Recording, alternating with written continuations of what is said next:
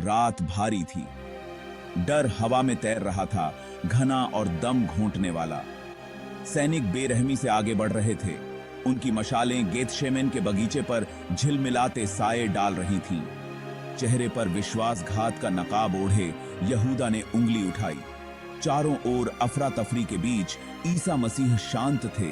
उन्होंने कोई विरोध नहीं किया।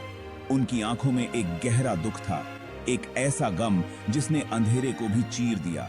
बंधे और अपमानित ईसा मसीह को घसीटा गया। उनके चेले भयभीत पक्षियों की तरह इधर उधर भाग गए। महासभा इंतजार कर रही थी। उनके चेहरे पर नफरत इस कदर थी कि रूह कांप उठी। झूठे इल्जाम हवा में तैर रहे थे। मुकदमा एक धोखा था, एक पूर्व निष्कर्ष। फैसला आरोप लगाने वालों के होठों पर एक क्रूर फुसफुसाहट, मौत। लेकिन निराशा के इस क्षण में भी ईसा मसीह ने एक अलौकिक शांति बिखेरी।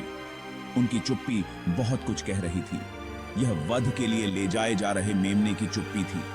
एक चुप्पी जो अर्थ से भरी हुई थी, एक चुप्पी जो पिता की इच्छा को प्रतिध्वनित करती थी।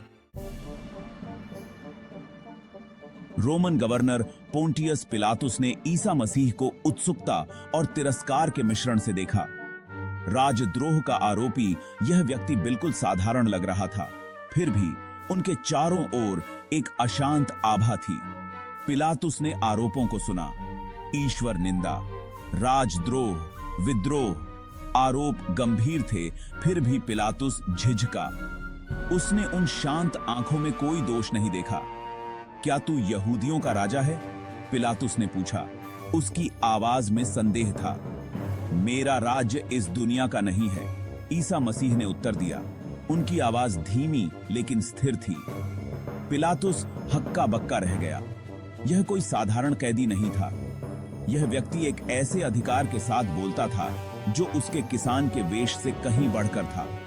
उनके शब्द एक अजीब शक्ति के साथ गूंजते थे, एक शक्ति जो एक अलग तरह के राज्य की ओर इशारा करती थी, इस दुनिया का राज्य नहीं।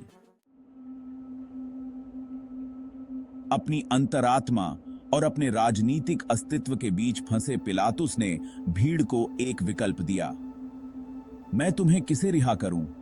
बरअब्बा, हत्यारा और विद्रोही, या ईसा मसीह जिसे यहूदियों का राजा कहा जाता है? भीड़ याजकों द्वारा उन्माद में फंसी हुई अपनी प्रतिक्रिया में गरजी, बरअब्बा, बरअब्बा को रिहा करो। पिलातुस ने कांपते हाथों से उन्हें एक बेसिन में धोया। मैं इस आदमी के खून से निर्दोष हूं, उसने घोषणा की। उसकी आवाज खोखली थी। वह जानता था कि वह एक निर्दोष व्यक्ति की निंदा कर रहा है, लेकिन वह न्याय से ज्यादा भीड़ से डरता था। भीड़ का शोर बहरा कर देने वाला था। खून की उनकी प्यास अतृप्त। ईसा मसीह चुप और दृढ़ ने अपने भाग्य को स्वीकार कर लिया। वह मेमना था जिसे मारा जाना तय था, दुनिया के पापों के लिए बलिदान। रोमन सैनिकों ने ऊबे हुए और क्रूर ईसा मसीह की पीड़ा को एक क्रूर खेल में बदल दिया। उन्होंने उसे लाल रंग का वस्त्र पहनाया जो राजशाही का मजाक था। उन्होंने उसके सिर पर कांटों का ताज रखा। प्रत्येक कांटा दर्द का एक दाग था। जय हो यहूदियों के राजा। वे उपहास करते थे, उस पर थूकते थे, अपनी मुट्ठियों से उसे मारते थे, लेकिन ईसा मसीह विचलित नहीं हुए। उसने उनके अपमान को शांत गरिमा के साथ सहा। उसकी चुप्पी विरोध के किसी भी गरजने से ज्यादा शक्तिशाली थी।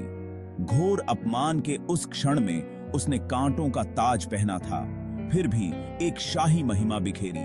वह पीड़ित सेवक था जो अपने कंधों पर दुनिया के पापों का भार ढो रहा था। क्रूस का भार ईसा मसीह पर दब रहा था। वाया डोलोरोसा के साथ प्रत्येक कदम एक पीड़ा थी। वह ठोकर मारकर गिर पड़ा। उसका शरीर दर्द से कराह उठा। उपहास और अपमान के कोलाहल से भरी भीड़ उसके चारों ओर जमा हो गई। सूरज निर्दयता से चमक रहा था। हर कठिन सांस के साथ ईसा मसीह की ताकत कम होती गई। वह बलि का मेमना था जो पाप के बोझ को प्रायश्चित के स्थान तक ले जा रहा था। नीले आकाश के सामने एक भयानक सिलहूट कलवारी की पहाड़ी आगे दिखाई दी।